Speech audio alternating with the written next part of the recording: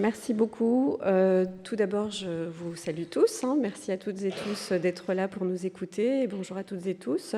Je remercie le professeur Menger de son invitation, mais également sa collègue Manon Laurent pour les communications qu'on a eues dans les préparatifs. Donc merci beaucoup pour votre écoute et votre aide à tout organiser. Alors aujourd'hui, en fait, on va vous présenter un exposé qui s'appelle L'école du like, vers un troisième référentiel des relations entre l'école et les familles.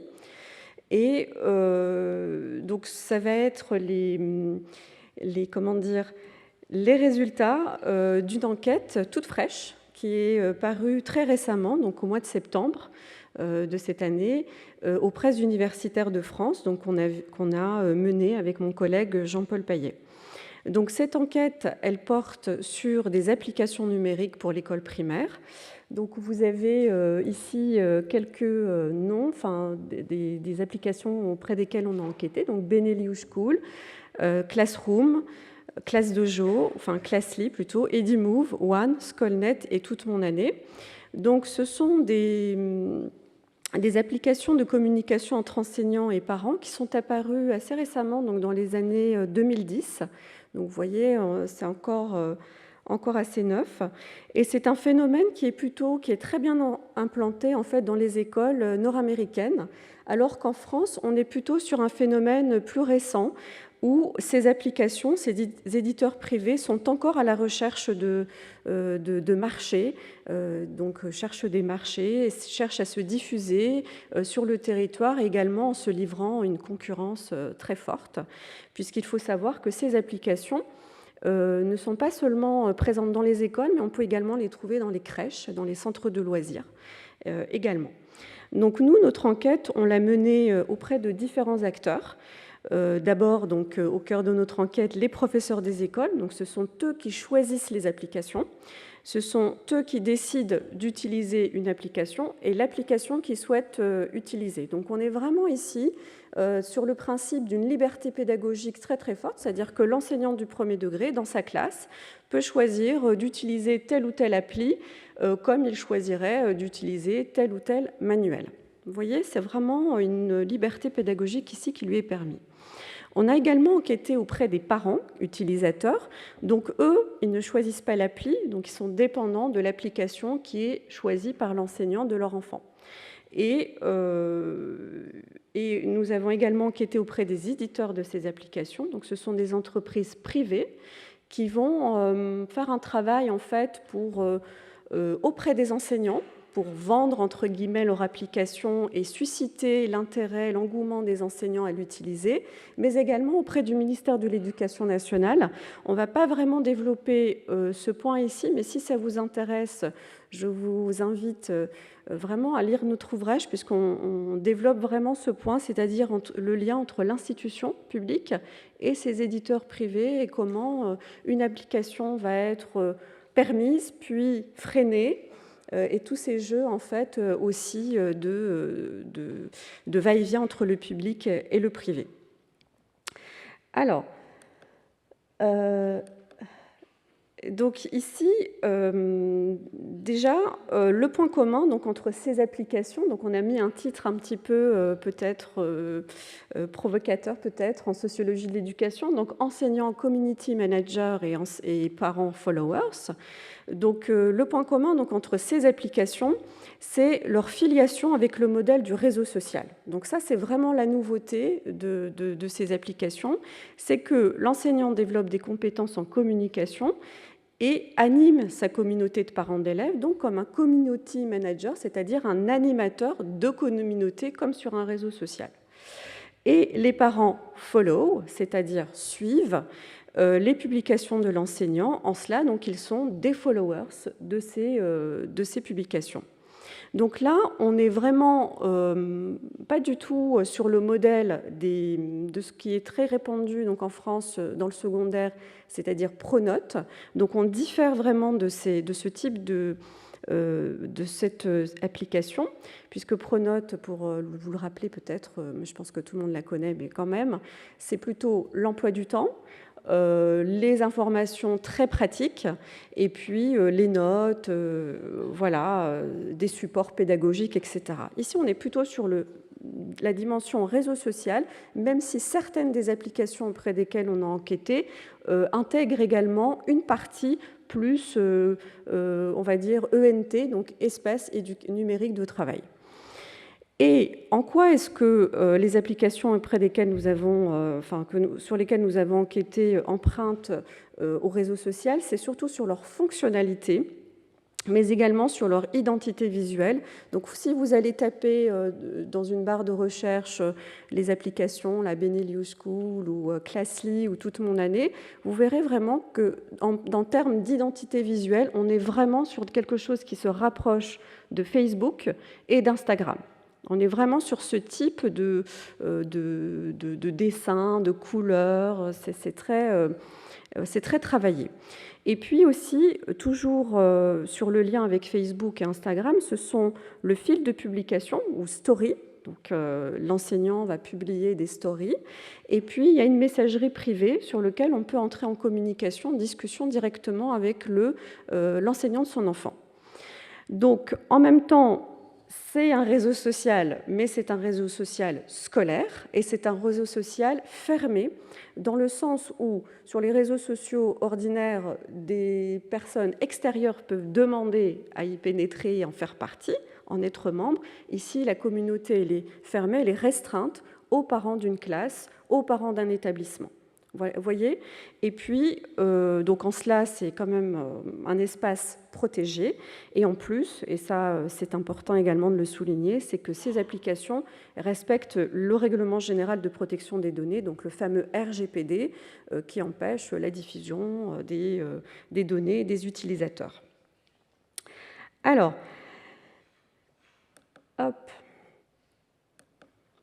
Ici, pour la suite, donc, on a continué sur le vocabulaire du réseau social. Donc la classe Instagrammable, qu'est-ce que c'est? Donc comme sous tout réseau social, donc concrètement, donc l'enseignant, qu'est-ce qu'il fait? Il publie des photographies, il publie des vidéos sur des activités qui vont sortir de l'ordinaire de la classe, c'est-à-dire qu'on va rarement voir, quasiment jamais pendant l'enquête, puisqu'on a également observé justement ces stories, sur plusieurs comptes, eh bien, ne vont pas vraiment publier des séances, par exemple, de lecture ou de mathématiques, mais ça va être plutôt des sorties scolaires, par exemple l'invitation d'un artiste, d'un écrivain en classe ou dans l'école, la participation à un spectacle. Ça peut être aussi une sortie à la médiathèque ou à la piscine. Ça va être les anniversaires des enfants qui sont fêtés en classe. Donc, vous voyez, on est vraiment sur des publications, des photographies et des vidéos d'événements vraiment qui vont marquer le quotidien de l'école. On parle ici donc de classe Instagrammable. Qu'est-ce que ça signifie donc cette classe Instagrammable? La classe Instagrammable, c'est une classe qui est photographiée, c'est une classe qui est filmée et qui serait digne d'être diffusée sur Instagram. C'est-à-dire que c'est une classe qui est photogénique et c'est une classe qui est esthétique. Vraiment, ces deux critères sont très importants ici dans le cadre de ces diffusions. Donc, l'enquête a montré, auprès des parents, a montré que leur adhésion, en fait, elle est vraiment supérieure aux critiques qu'ils vont adresser à ce genre d'application ou à ce genre de publication. Alors, ce qu'ils mettent en avant, c'est que ces publications, en fait, ils se sentent à la fois spectateurs, donc ils sont dans une forme de critique, puisque eux, ils ne publient rien. Vous voyez, ils sont là pour liker, pour commenter, pour dire que c'est bien. D'ailleurs, ils ne peuvent pas vraiment dire que c'est pas bien, parce que le dislike n'existe pas sur ces applications. On ne peut que mettre un cœur ou un pouce, mais on ne peut pas dire j'ai pas aimé. Voilà. Et donc, du coup, donc ça, c'est plutôt la critique, mais quand même, le point positif, c'est qu'on voit chez les parents que ces diffusions, en fait, leur permettent de réduire leur culpabilité, un peu cette culpabilité parentale contemporaine, de dire qu'on rate des moments de notre enfant, on n'est pas souvent avec lui, on travaille beaucoup, on rentre tard. Donc, du coup, ça permet justement de ne pas rater les bons moments de son enfant et d'apprécier avec lui la sortie qu'il a faite, l'artiste qu'il a rencontré, l'exposition photo à laquelle il a participé ou qu'il a créée avec son enseignant. Et pour les parents, l'autre point important, c'est que ça leur permet de rentrer dans la classe, de rentrer virtuellement dans la classe. Et là, c'est un petit peu le fantasme de la petite souris, c'est-à-dire qu'on va regarder par le trou de la serrure, on va être la petite souris dans la classe, on va voir ce qui s'y passe. Et puis là, c'est vraiment un point positif, puisque ça va vraiment contrer et venir atténuer une critique parentale très forte d'être laissé un petit peu à l'extérieur de la classe, derrière la porte, voire même derrière le portail de l'école, puisqu'on sait que ces dernières années, marquées par le Covid, les plans Vigipirate, eh bien, ont fortement éloigné les familles, même physiquement, vous voyez, de la classe. Et là, en fait, virtuellement, ils peuvent voir ce qui s'y passe, ils peuvent être dans la classe, voir comment elle est décorée, etc. Et ce point, en fait, il était très, très présent également pour les parents d'enfants en élémentaire, puisqu'encore en maternelle, il y a la possibilité d'être un petit peu plus proche de la classe et des enseignants, ce qui n'est pas du tout, presque plus le cas, quasiment pas le cas en élémentaire.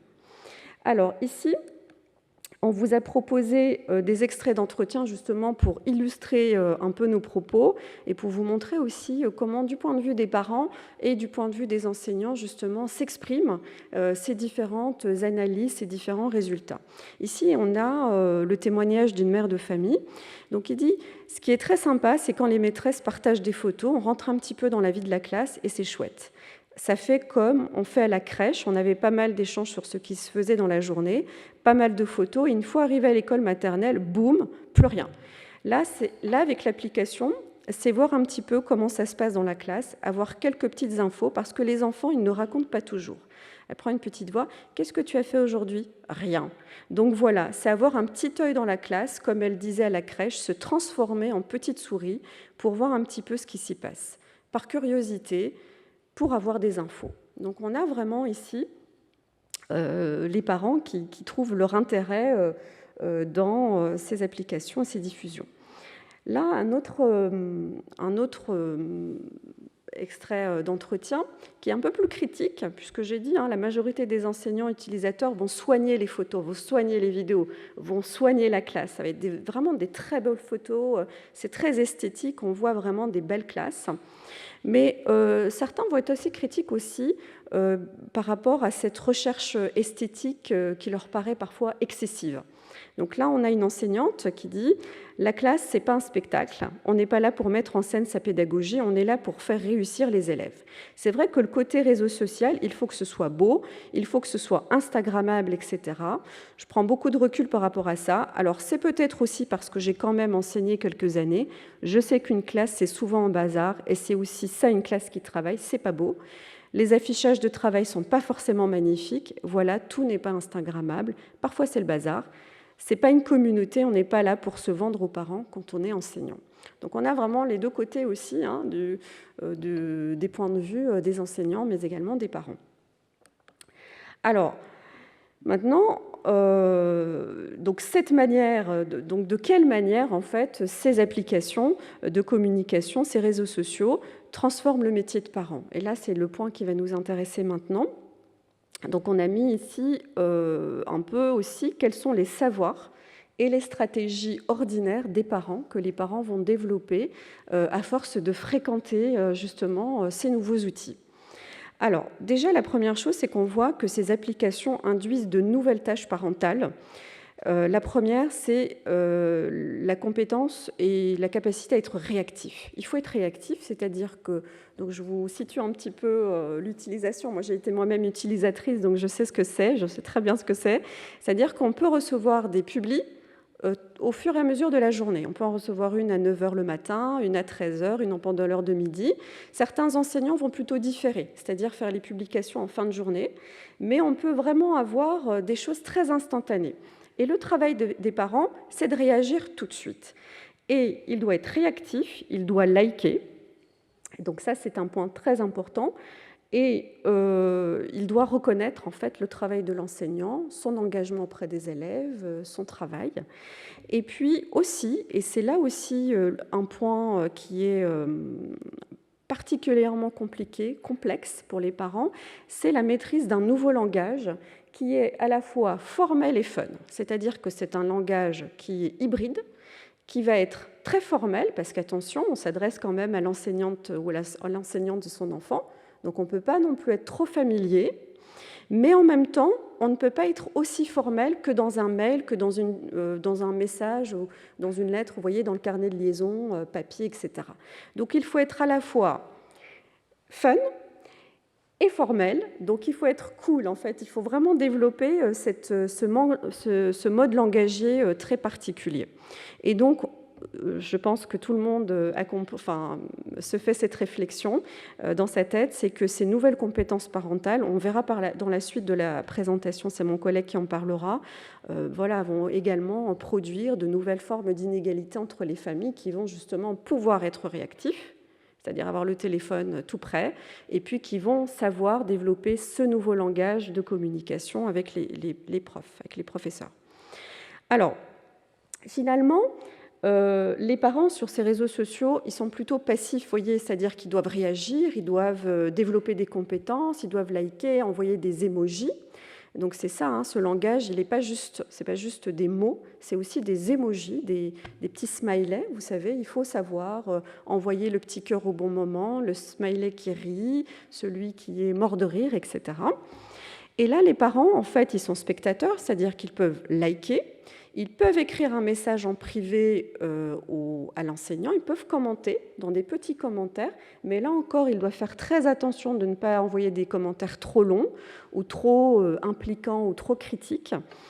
Et du coup, finalement, ils vont, eux, plutôt communiquer entre eux, donc ils ne peuvent pas communiquer entre eux sur les réseaux sociaux scolaires, ils vont plutôt communiquer sur un autre canal, celui de WhatsApp. Et là, on va vraiment être sur des groupes de parents auxquels, bien entendu, les enseignants n'appartiennent pas. D'accord ? Donc l'enseignant n'est pas là. Et c'est là aussi, sur les groupes WhatsApp qu'on a également, sur lesquels qu'on a également observé, les parents d'élèves ont communiqué entre eux, parfois réagir aux communications qu'il y a eu sur le réseau social. Vous voyez, un espèce de lien entre les deux. Et là, ils vont réagir entre eux, puis c'est plutôt sur WhatsApp qu'ils vont éventuellement se mobiliser, exprimer une critique, voire la porter auprès de l'enseignant. Alors, je vais... là, on a des extraits pareils d'entretien pour illustrer ces différents propos. Donc, on a 2 parents d'élèves, ici une mère Agnès et un père Jérôme. Donc, beaucoup de parents sont devant des dilemmes. Beaucoup se sentent obligés de liker par rapport à l'enseignant pour montrer qu'ils sont de bons parents qui ont vu. Donc vous voyez, ce n'est pas des choses superficielles, c'est quelque chose de très important. C'est-à-dire que quand on like, on est un bon parent, on est un parent qui participe aussi à la vie scolaire de son enfant et à la vie de l'établissement, et on est dans la reconnaissance également du travail des enseignants. Un autre parent, donc moi je like. Alors je n'ai pas Facebook, je ne suis pas du tout sur les trucs comme ça. Je like pour une raison, c'est plus pour la maîtresse, parce que c'est un des aspects positifs, c'est une valorisation du travail de l'enseignant. On a là un autre... Alors, pardon, excusez-moi, je n'avais pas mis la diapo. C'est pas grave, j'avance. Et là, on a une autre mère qui, là, va dire « Sinon, avec d'autres parents, on s'envoie les devoirs quand les enfants n'ont pas bien noté leurs devoirs sur l'agenda ou les documents pour faire les devoirs. Toujours par SMS, donc sur les réseaux WhatsApp. Ces trucs-là, je ne veux pas que la maîtresse soit au courant, qu'un des enfants a oublié de noter les devoirs ou son cahier, etc. Et qu'après, la maîtresse les gronde pour ça. » Donc vous voyez aussi des stratégies en fait, de mobilisation des parents entre eux, où ils vont créer des alliances, des groupes, pour pouvoir s'échanger le cahier oublié, la photo de la page du livre de maths, etc. Voilà. Je vous remercie pour votre attention. Je vais tout de suite céder la parole à mon collègue pour la suite de la COP. Tu viens là.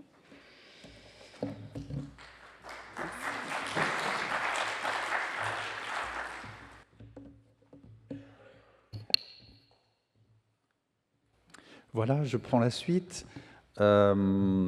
Et donc, pour dire qu'au terme de cette enquête sur ces applications numériques, nous nous sommes posé la question, est-ce que ce mode de communication différent, nouveau, émergent, redéfinit, recompose la relation entre l'enseignant et les parents?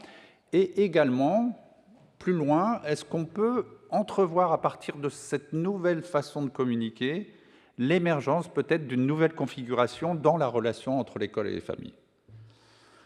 Alors, dans l'histoire de la relation entre l'école et les familles, si on prend une histoire sur un siècle et demi, depuis la fondation de l'école républicaine, on est effectivement sur plusieurs référentiels. On est sur deux référentiels principaux, successifs, on va dire, qui renvoient à deux temps de cette relation.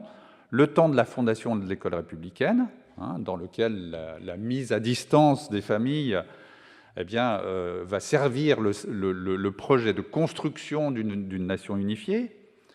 Il s'agit de capter les enfants contre les familles, de les séparer, de rompre le lien avec des milieux familiaux qui sont trop ancrés dans des spécificités locales, culturelles, linguistiques et bien sûr religieuses. Voilà. Alors même si les travaux des historiens ont montré que cette distance de l'école républicaine, des instituteurs laïcs et républicains vis-à-vis des familles, relève plus du mythe que de la réalité, tant l'école s'est en réalité ancrée dans des milieux singuliers. Donc, premier temps très important de la fondation de l'école républicaine, donc d'une distance mise avec les familles. J'en profite pour dire que ces différents référentiels se succèdent, mais ne disparaissent pas. Il y a une sorte ici d'empilement, c'est-à-dire que même aujourd'hui, on retrouve bien sûr cette couche toujours présente du premier référentiel, de la rupture avec les familles, avec les parents, y compris dans la mentalité et dans ce que Axel Kilic a appelé dans son précédent travail la culture professionnelle informelle des enseignants, où effectivement la distance aux parents est un des éléments structurels de cette culture professionnelle informelle. Donc, à partir des années 1980, émerge un deuxième temps, un deuxième référentiel de la relation aux familles, du fait finalement d'une crise qui est celle du projet d'égalité de l'école républicaine, de l'école démocratique, et du coup de l'émergence d'un nouveau discours sur les familles qui doivent maintenant être considérés comme des partenaires. Bien sûr, tout cela dans un contexte où on a une montée à la fois du consumérisme scolaire, on l'a vu avec l'exposé précédent sur le privé, mais également l'obtention de droits de participation des parents. Et c'est alors un renversement du référentiel, puisque ce n'est plus la distance qui est valorisée, qui est légitime. La doxa, d'une certaine manière, devient la proximité avec les familles, puisque l'on pense que d'une relation proche advient finalement une meilleure scolarité pour l'enfant. Et cette tendance est encore accentuée et se manifeste, par exemple, à travers la doxa, un peu, on pourrait dire, de la coéducation. Il y a quelques années, on parle de plus en plus de coéducation, de coéduquer entre enseignants et parents. Voilà. Et à nouveau, on peut se poser la question si on n'est pas un peu dans une crise maintenant du deuxième référentiel qui conduirait à l'émergence d'un troisième référentiel. Les raisons, elles en sont multiples, mais on peut mettre en avant, concernant la relation entre l'école et les familles, on va dire une complexité croissante de la gestion de cette relation par les professionnels. Pourquoi ? Parce qu'on assiste aujourd'hui, quel que soit le milieu social des parents, à un désir, à un souhait, à une revendication d'être informer au quotidien, de façon beaucoup plus précise, de façon beaucoup plus régulière, sur tout ce qui concerne la vie de son enfant à l'école, que ce soit sur des dimensions d'apprentissage, mais également jusqu'à des dimensions de bien-être. Est-ce que, et on le voit par exemple à travers toute la thématique du harcèlement à l'école, qui occupe beaucoup les préoccupations des parents. Voilà. On a également des tensions liées à une sensibilité plus forte, et c'est une bonne chose, à des discriminations qui pourraient se manifester dans le cadre scolaire, en même temps que ce dont a parlé le professeur Menger dans son introduction, dans son propos introductif, l'accentuation de la compétition scolaire. Tout ceci crée effectivement une tâche complexe pour les professionnels et des conditions de dialogue plus exigeantes pour les enseignants. Donc on ne peut pas le nier, hein, la relation aux parents est une charge réelle du métier actuel de professeur des écoles. Et il faut souligner qu'en plus de toute la communication sur le suivi formel des apprentissages, il y a cette dimension, on va dire finalement presque sociétale du travail relationnel de la part des enseignants vis-à-vis des parents, qu'on pourrait nommer, et qui sont des dimensions plus invisibles du métier et de la relation, eh bien, effectivement, la construction d'une convivialité, d'un lien social, d'une civilité, l'écoute, l'empathie, voire le soutien éducatif.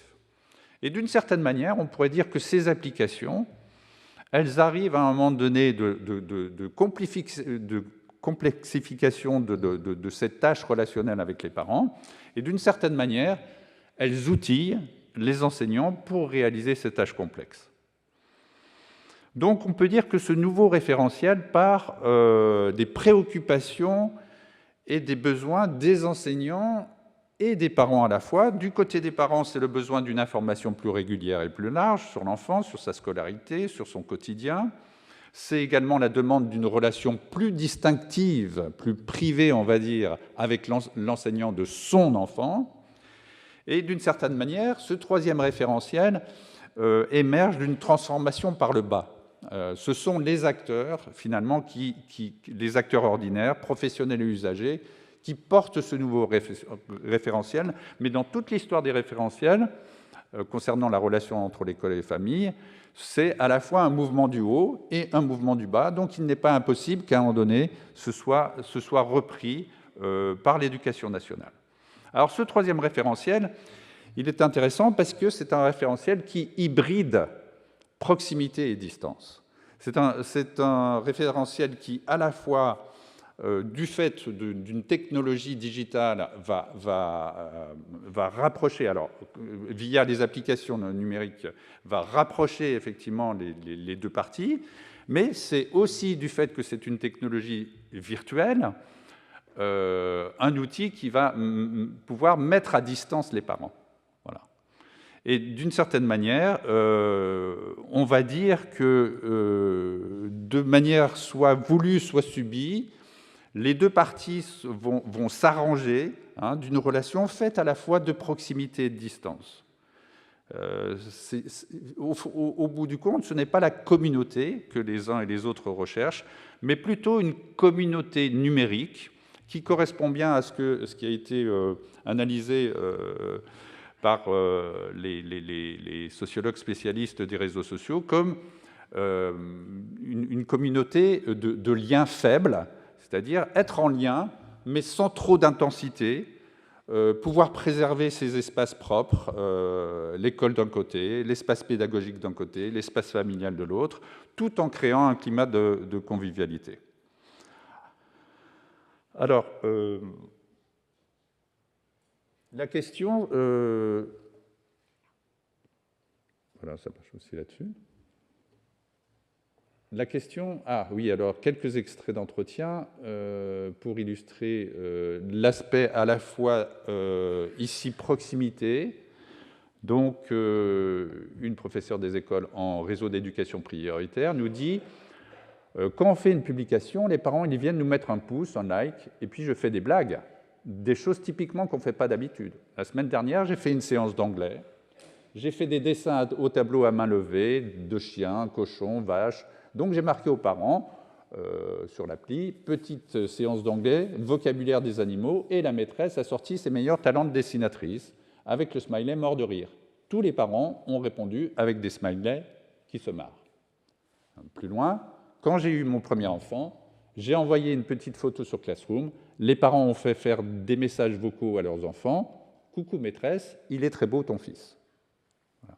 Donc il y a ce côté, effectivement, de déformalisation de la relation, où l'école va se rendre plus proche, où l'école va être moins intimidante, où l'enseignant va être plus accessible. D'un autre côté, si on écoute certains des enseignants, bien sûr, à chaque fois, comme l'a dit Axel Kilich, il y a la diversité aussi d'opinions chez les enseignants. On a Marie qui nous dit « il faut donner de façon très cash, voilà, je préviens avant, il faut donner des trucs aux parents, une belle photo, une production, une jolie fête d'école. Entre nous, entre profs, on se dit « moi je les vois, moi je les reçois, mieux je me porte ». Bon, c'est dit, sans filtre. Et puis Olivia qui nous dit « c'est vrai que ça prend du temps, on regarde les messages, mais ça prend moins de temps que de rencontrer la famille. » Donc, référentiel oxymorique, proximité, on se rapproche, convivialité, informalité, etc. Et en même temps, mise à distance. Voilà. Alors, dans ce jeu de distance et proximité, eh bien, c'est ce qui ma collègue a annoncé tout à l'heure, il y a la question centrale quand même en sociologie de l'éducation des inégalités sociales et des inégalités de genre. Est-ce que ces applications digitales vont réduire, puisque c'est aussi une des promesses finalement des éditeurs privés qui vont parler de communauté de la classe, de communauté inclusive, est-ce que ces applications finalement, qu'est-ce qu'elles vont faire par rapport aux inégalités sociales? Ça a déjà été un peu dit par ma collègue, eh bien, il y a effectivement une compétence socialement distribuée et donc inégale à communiquer également sur ce réseau social scolaire, à pouvoir identifier le bon langage. Et effectivement aussi concernant par exemple la question de la réactivité, il y a une forte inégalité sur le fait que selon l'emploi qu'on occupe, on peut avoir son téléphone à côté, il peut même être un outil de travail ou pas. Si vous êtes caissière, si vous êtes manutentionnaire, ou si vous êtes ou si vous êtes sous l'œil direct de votre chef, du contremaître ou du chef, etc., vous pouvez moins facilement utiliser votre téléphone portable. Donc ça aussi, ça fait partie des coulisses, si vous voulez, de cette implication parentale. Par contre, il ne faut pas complètement avoir une vision du tout change et au fond rien ne change, puisque il y a aussi des opportunités qui sont créées avec cet outil technologique du fait que, par exemple, on a une application qui va proposer une fonctionnalité de traduction simultanée. Hein, et ça, c'est extrêmement intéressant avec des parents qui sont allophones, des parents qui ont connu une immigration récente, puisque chacun parle dans sa langue et chacun peut communiquer. Alors, est-ce que ces applications vont, voilà, autre versant de la question des inégalités, agir sur les inégalités de charge éducative et de division du travail éducatif au sein du couple parental? Voilà. Alors, on ne met pas entre parenthèses, mais il y a tout ce que le professeur Menger a dit tout à l'heure sur l'accroissement de la proportion des familles monoparentales. Mais si on prend un couple parental, disons, classique, voilà, l'enquête que nous avons menée montre que, eh bien, ça ne change rien, puisque principalement, très majoritairement, ce sont les mères qui ont l'application sur leur téléphone.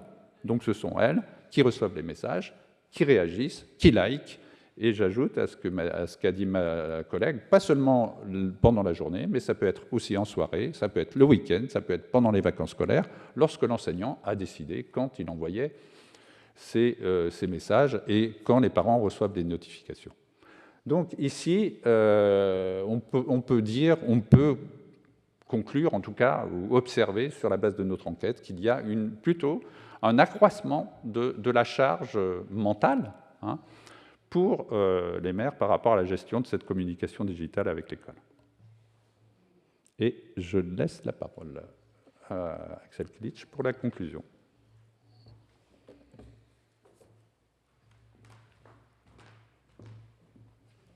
Alors, pour conclure, donc on va un peu reprendre cette idée de l'accessibilité. Donc là, vraiment, c'est vrai que lorsqu'on a mené notre enquête avec Jean-Paul Payet, on a pris les applications comme elles étaient, c'est-à-dire qu'on avait vraiment un regard, on a essayé on n'était pas contre les applications, on n'était pas non plus pour les applications. Après, j'avoue que moi, je les utilisais pour mes enfants, et donc du coup, j'avais déjà une habitude en fait d'utilisation. Mais quand même, on peut souligner que le rapport principal, c'est la question de l'accessibilité mutuelle. C'est-à-dire que tous ces messages qui transitaient par des carnets de liaison, qui pouvaient être perdus, ou le mot qui n'arrivait jamais aux familles, ou la signature qui disparaissait, etc. Ici, vraiment, on n'est plus du tout dans ce cas-là. C'est qu'il y a vraiment une accessibilité qui est mutuelle dans les deux sens, vraiment. Et une rapidité aussi dans la communication, dans la discussion. En cela, vraiment, on voit qu'il y a un apport. Ensuite, on s'est posé la question des enfants. Et c'est vrai qu'en fait, on ne l'a pas mis dans l'ouvrage, mais on a enquêté également auprès d'enfants. C'est-à-dire qu'on a interviewé les enfants pour savoir qu'est-ce qu'ils pensaient de ces applications, qu'est-ce que cela leur faisait que le soir, avant même que la maman leur pose la question « Alors, qu'est-ce que tu as fait aujourd'hui ?» Elle savait déjà « Aujourd'hui, tu es allé à la piscine et voilà ce que tu as fait, etc. etc. » Vous voyez, une espèce d'anticipation de tout ce qui s'est passé dans la journée. On a vu quand même que là, c'était une question qui échappait vraiment à la fois aux enseignants et aux parents, c'est-à-dire le fait que la vie des enfants est exposée, ils sont encadrés, et que cette continuité entre la sphère scolaire, où ils ne sont pas dans leur famille, donc ils peuvent vivre leur vie d'enfant, et puis cette vie familiale où il n'y a pas l'enseignant, ils peuvent vivre leur vie familiale, et bien finalement, elles sont en lien, il y a une continuité, et on peut voir des aspects positifs sur l'éducation. On peut dire, voilà, il y a des effets, des échanges entre les deux sphères, mais on peut aussi voir que sur la question de l'autonomie de l'enfant, qui est vraiment... dont la vie est exposée, eh bien là, on peut quand même soulever un problème éthique et aussi par rapport au point de vue des enfants. Est-ce que tu veux rajouter un dernier point ? Alors, on vous remercie pour votre écoute de notre communication. On espère que ça vous a plu et puis on a hâte des échanges avec la salle.